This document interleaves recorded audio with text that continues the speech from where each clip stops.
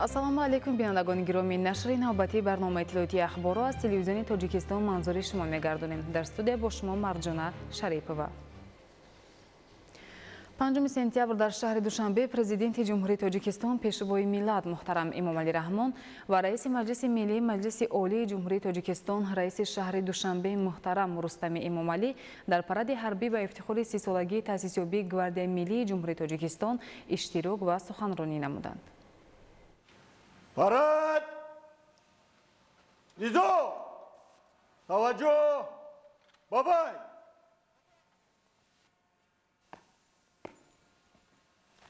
Муҳтарам асосгузори сулҳу ваҳдати миллӣ, пешвои миллат, президенти ҷумҳурии Тоҷикистон, сарфармондаи олии қувваҳои мусаллаҳи ҷумҳурии Тоҷикистон, ҳайат шахси ҷузусомҳои сохторҳои қудрати ва мақомоти ҳифзи ҳуқуқ ба муносибати 30-умин солгарди таъсисёбии гвардияи миллии ҷумҳурии Тоҷикистон саф оростанд. Фармондаи гвардияи миллии ҷумҳурии Тоҷикистон генерал-полковник гвардия Ҷамолзода.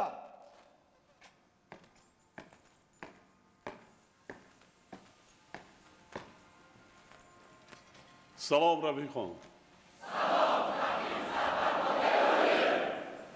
Шуморо ба муносибати 34-солагии истиқлоли давлатии ҷумҳурии Тоҷикистон ва 30-солагии таъсисёбии гвардияи миллӣ табрик мегӯям.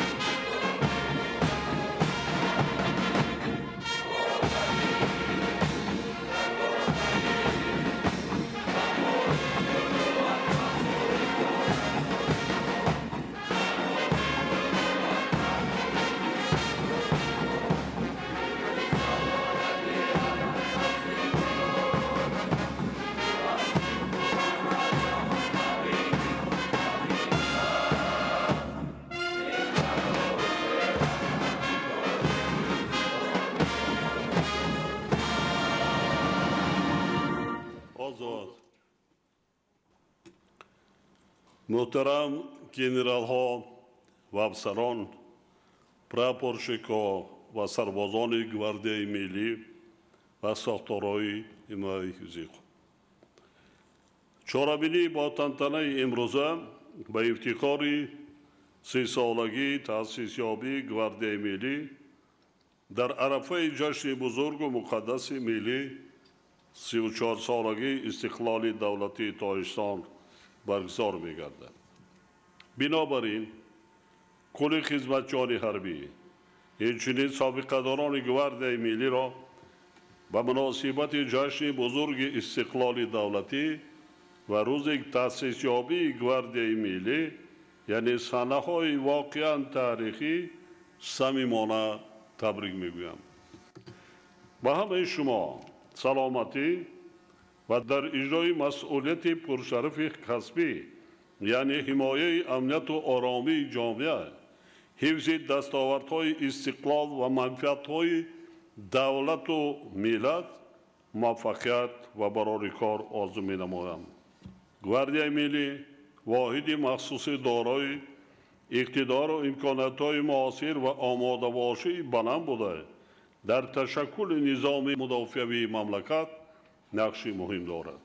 он бо мақсади ҳимояи истиқлолу озодӣ و تمامیت ارضی کشور اشتراک در محافظت انشاءات‌های مهم دولتی، ترتیبات جمعیتی، اینچنین برای اجرای دیگر وظیفه‌هایی که از جانب رهبریت مملکت گذاشته می‌شوند تأسیس داده شده است.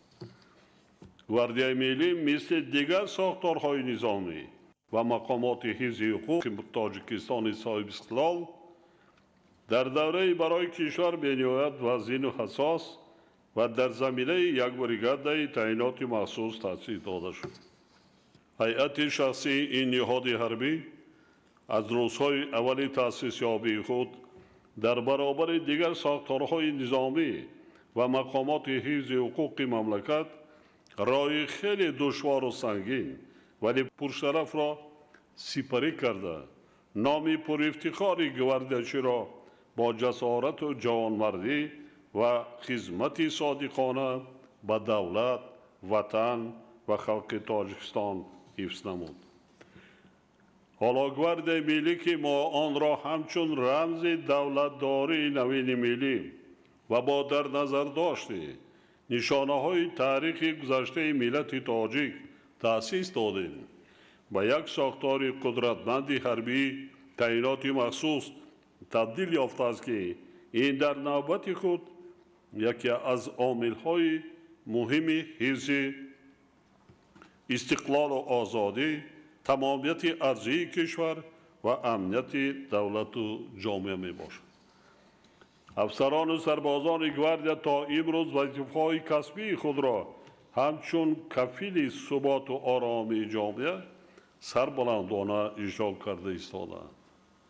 فعالیت 30 ساله گواردیای ملی ثابت می‌سازد که این ساختار حربی حالا به مکتب آماده سازی کادرهای بلند احساس و به دولت و ملت صادق و وفادار مبادل گردیده است. با قناعتمندی میتوان گفت که امروز خدمت در صف‌های آن مایه افتخار هر یک جوان وطن دوست و وطن پرور می باشد.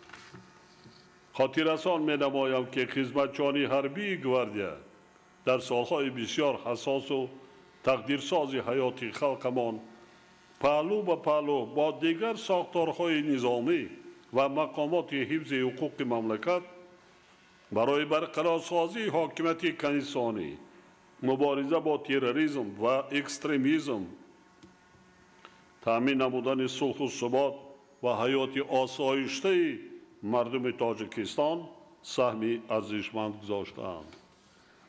شجاعت و مردانگی گواردیاچان تاجیک ادامه کارنمایی و فداکاری هزاران نفر رادمردان سرزمین اجدادیمان می باشد که خدمت کردن به مرز و بوم را رمز ننگ و ناموس، رسالت جوانمردانه و وطن دوستانه و خدمت به پدر و مادر می دانستند.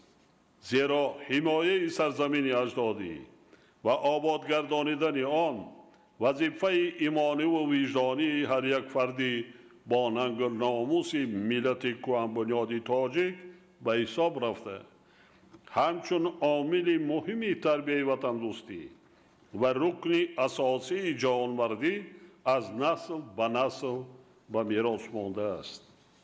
تأکید می‌سازم که خدمتچان حربی گواردیا و عموماً همه ساختارهای نظامی و مقامات حفظ حقوق باید دارای ملکه و دانش مکمل، انتظام قطعی حربی، سطح بلند کسبیت، شجاعت و دلیری، هوشیاری و زیرکی و نمونه عبرت صداقت و وطنداری باشد. عصر ذهن صنعی، عصر علم، عصر تکنولوژیا، یعنی عصر نظامیان سطح بلند کسبی. ما باید همه روز دایر به تیار کردن کادرهای کسبی از همه لحاظ آمادگی داشته باشیم و آماده نماییم.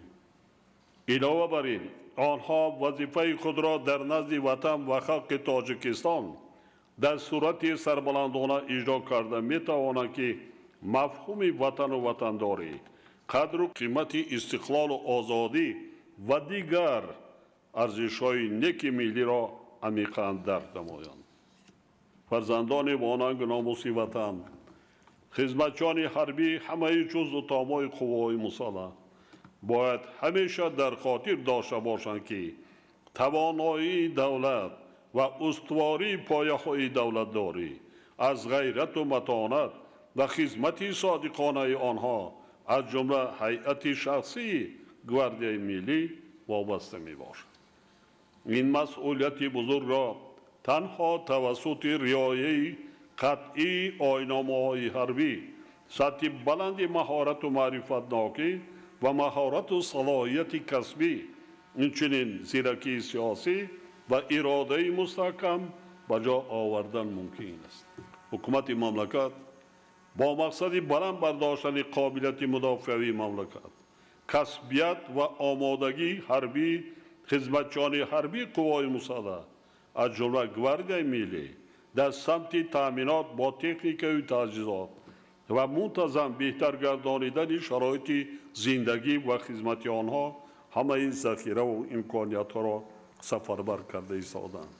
ما کوشش میکنیم برابر رشد و ترقیات پیشرفت جامعه و دولت اقتصادیات سال به سال تامینات از لحاظ نظامی تکنیکی مجهز گرداندن قوه‌های مسلح مملکت ساختارهای حفظی خود را در سطح بلند تامین نماییم. برای اداره کردن ما باید سطح بلندی کسبی داشته باشیم، یعنی کادرهای نظامی را در سطح بلند آماده نماییم.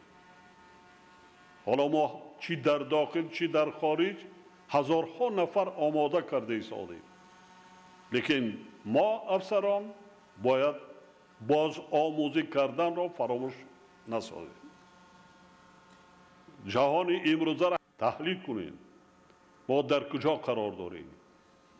امنیت دولت و ملت را ابی نگاه داشتن این وظیفه مقدس ما شما. ما از سر گذرانیدیم. هزارها جوانمردان برای امروز، برای آبادی ما شما، برای صلح و ثبات کامل جانبازی ها کردن که به امروز ما شما را رسانید. از همه مهم حس بلندی ملی داشتن نمانده کن. ما شکرانه کنیم وطن داریم، دولتی صاحب استقلال داریم، نه ای که امروز ما را تنها میشناسند و میدانند. ده ها پیشنهادهای ما در اساس بین المللی قبول گردید و عملی گشته ایستاده است. ملت تاجیک را احترام میکنند، نه ای که اعتراف کردند. ما باید از این افتخار داشته باشیم. در کدام گوشه کنار نباشیم، در کدام منصب و وظیفه خدمت نکنیم، پیش از همه حس بلندی ملی داشتن در کار، حس بلندی وطن دوستی و وطن پرستی داشتن مانده کار. کادرهای جوان را تربیت کنید، افسران کمک کنید، دستگیری کنید، خوانید. حتما افسران باید دو زبان خارجی را دانید. ما با صدها دولتی دنیا امروزها همکاری های نه ای که اقتصادی و تجارتی و دیگر همکاری های نظامی داریم. در شرایط بسیار مرکب و حساس جهانی معاصر از جمله شدت گرفتن یراقناک شوی با شتاب، جنگ سرد، عملهای تروریستی و اکستریمیستی، جنایت‌های کبیری، قاچاق مواد مخدر و دیگر جنایت‌های متشکلانه فرامیده، مسئولیت هیئت شخصی گواردیای ملی، دیگر ساختارهای نظامی و مقامات حفظی حقوق تا رفت زیاد می‌گردد. من خود شاهدی زنده بودم که چگونه گواردی‌ها و دیگر نظامیان در روزهای سخت و سنگین جنگ شهروندی چگونه جانبازی‌ها کردند. ضرور است که به خاطر مقاومت به تهدید و خطرهای ذکر شده فعالیت هیئت فرماندهی و ستادی ساختارهای نظامی کشور و همکاری همه جزء تام‌های قوای مسلح باز هم تحکیم و تقویت بخشیده شد. در رابطه با این رهبریت گواردیای ملی را ضرور است که رعایت بیچون و چرا و حتمی قانونیت، تقویت کارهای سیاسی و تربیوی اینچنین برابر داشتن سطح کسبیت، مهارت و ملکه خدمتچیان حربی و انتخاب و جابجاگذاری درست کادرها را تأمین نماید. من با صداقت و شجاعت شما گردان دلیر وطن، ننگ و ناموس وطنداری و غیرت و مردانگی خدمتچیان حربی قواهای مسلح و مقامات حفظ حقوق تاجیکستان صاحب اختیار اعتماد کامل دارم و با اطمینان اظهار می‌دارم که آنها منبعد نیز از عهده اجرای وظیفه پرافتخار خود و قرض فرزندی خویش در نزد وطن و خلق تاجیک سربلندانه می‌برآیند. بار دیگر همه شما معاوضان دلیر و جسور وطن را به افتخار جشن بزرگ استقلال و 30 سالگی تأسیس یابی گارد ملی جمهوری تاجیکستان صمیمانه تبریک میگویم. با هر یکی شما تندرستی، اراده مستحکم و روحی قوی و برای تاجیکستان عزیزمان صلح و ثبات جاودانی و پیشرفت و آبادی باز هم بیشتر آرزو می‌نمایم. جشن مقدسی 34 سالگی استقلال دولتی و 30 سالگی تأسیس یابی گواردی ملی مبارک فرزندان دلیر و شجاع وطن.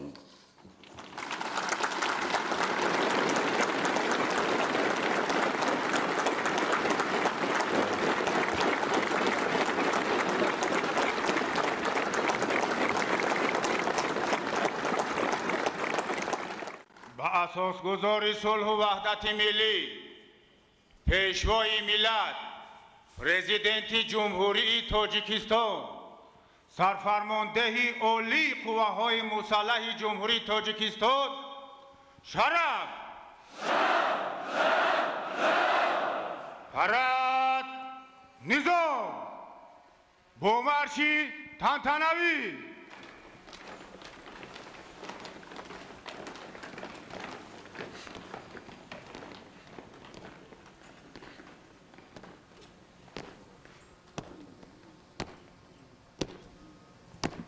موافقی روتاها، روتای اول روبرو، دیگرم برراست گرد در مسافه یک صف بند، توجه برراست بو قدم مرش.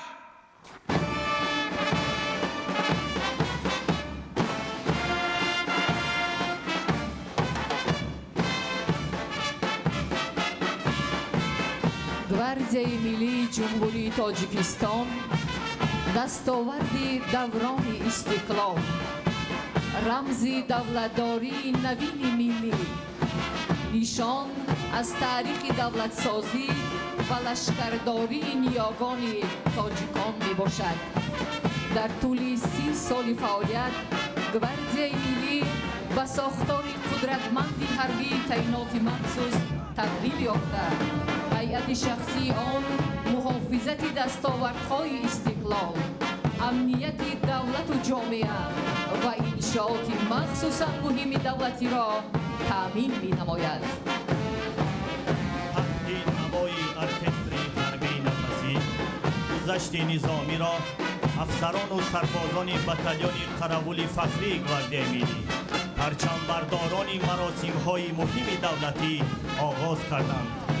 گارد ملی چهره قومیان وطن، گارد ملی قدرتی بازوان وطن، گارد ملی پاسبان سران وطن، گارد ملی عبرتی صفکشان وطن.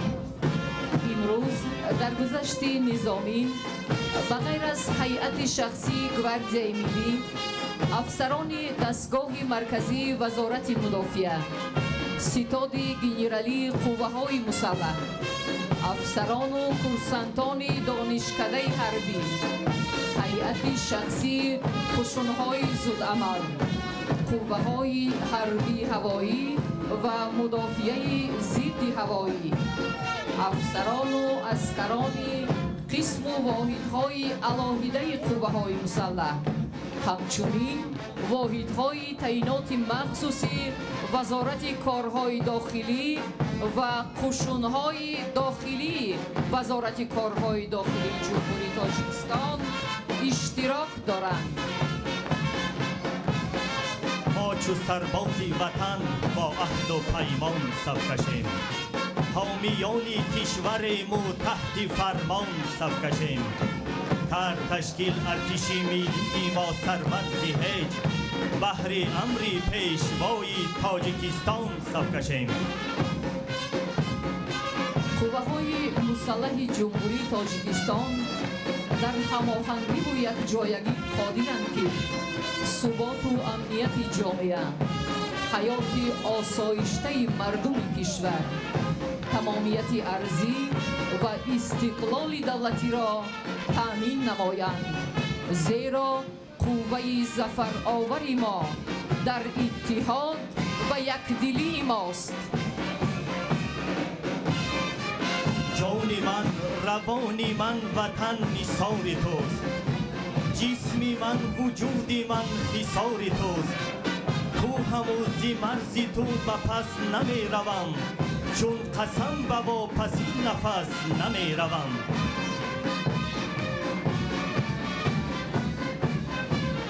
افتخار ما زی استقلال ماست.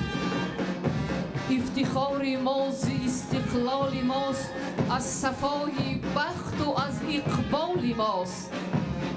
شکر آبادی دوران میکنیم، شکر خاکی تاجیکستان میکنیم.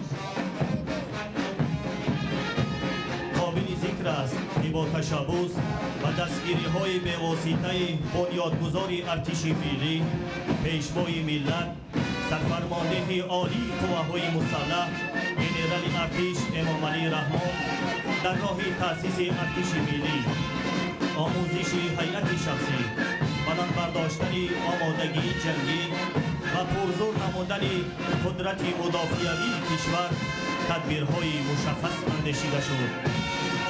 همین استراتژی سپهسالار توانا بود که امروز ارتش ملی به رکن اساسی و پایدیوار استوار تاجیکستان صاحب استقلال تبدیل گردیده است.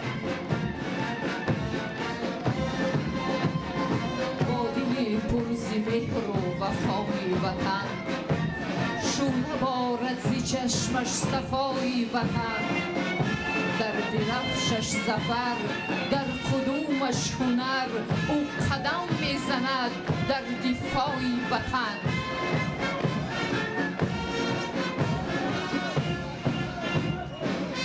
چونین از ازل بود حفظ وطن، بودندی همه گردها تن به تن.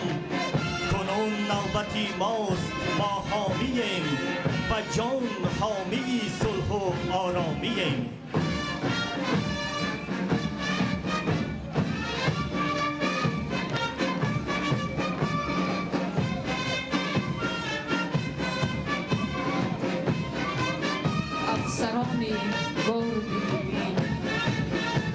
افسران گارد ملی افتخار تاجیکستان، گردهای بی‌نظیری پاسدار تاجیکستان. 100,000 جنگجو را روی زانو می نشاند، قدرتی بازوی سختی 1,000 تاجیکستان. معلوم است که موقع ارتش ملی را آماده باشی بلند جنگی، تأمینات اسلحه و تکنیکا، انتظام و مهارت و ملکه کسبی هیئت شخصی معین می‌کند. این است که به این مسائل از جانب تمام ساختارهای قدرتی و مقامات حفظ حقوق کشور دقت جدی ظاهر کرده بشود تا امنیت دولت و ملت، دخل ناپذیری حدود جمهوری، مستقلیت کامل، حفظ مرز و بوم اجدادی و حیات آسایشته مردم تاجیکستانی عزیز همیشه تأمین باشد. به دست پرچمی بلند کاویان به پیش، به سوی بخت خویش سوی آرمان به پیش، به سوی رشد و پیشرفت جاویدان، به پیش ملت بزرگ قهرمان، به پیش تاجیکستان به پیش.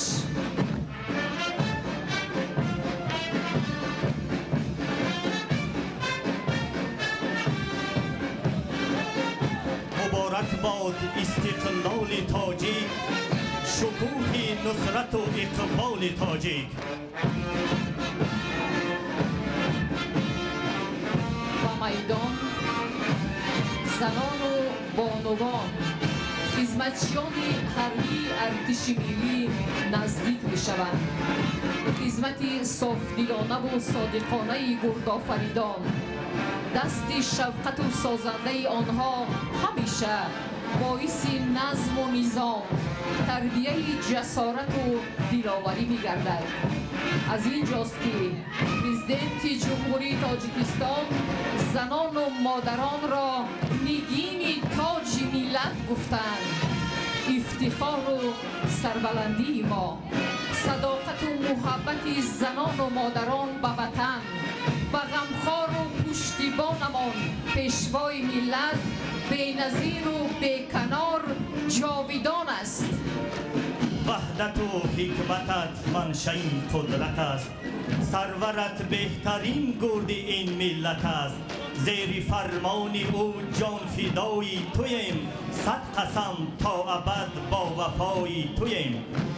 گذشت نظامی را افسران و سربازان رابطه قراول فخری، پالک تامیناتی و اداره‌کنی ستاد گنرالی قوه‌های مسلح و هیئت ارکستر حربی متحده ارتش ملی تاجیکستان انجام می‌دهند.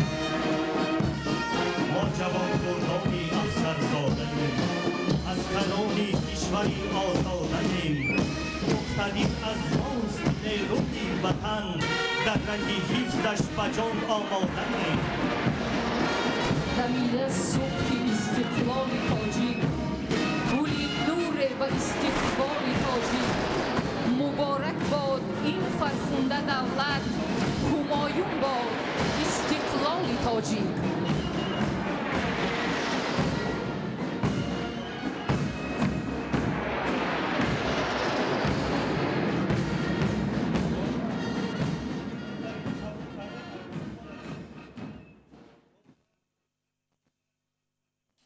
بینندگان گرامی، نشر نوبتی برنامه اطلاعاتی اخبار خاتمه می‌یابد. خیر، سلامت باشید.